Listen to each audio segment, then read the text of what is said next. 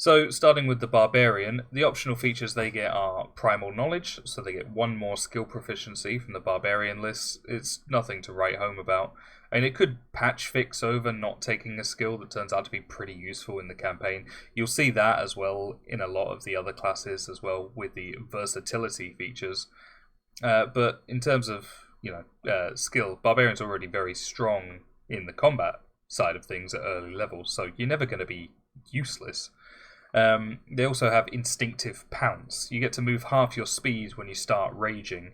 It's clearly meant to couple with the new primal path, the path of the beast, as at 6th level it also gives you extra swim, climb, and jumping speeds. But I did notice that there's a hilarious catch-up combo that you could run purely for catching the last enemy that tends to flee from a battlefield. If you get a Tabaxi Barbarian to level 7, you can rage for the 15 feet bonus. You get your feline agility for 60 feet, then declare dash for another 30, the last 5 of which you can have as a jump, which you can add for 20 feet more, meaning you can sprint 121 to 125 feet in a turn, or 55 feet up a climbable surface, followed by a 20 foot leap. Now, that seems pretty busted. Turning to the primal paths, you have the Path of the Beast. It's reminiscent of the 3.5 shifters. I think there was also some Splatbook subclasses called the Fanglands, Barbarians and Rangers, that were focusing on natural weapons, but this is definitely inspired by the shifters.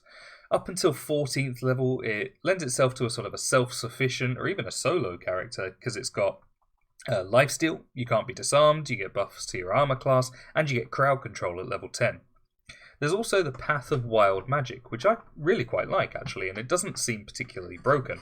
The book suggests that a wild magic barbarian is attuned to the planes of magic associated with intense emotion, like the Feywild.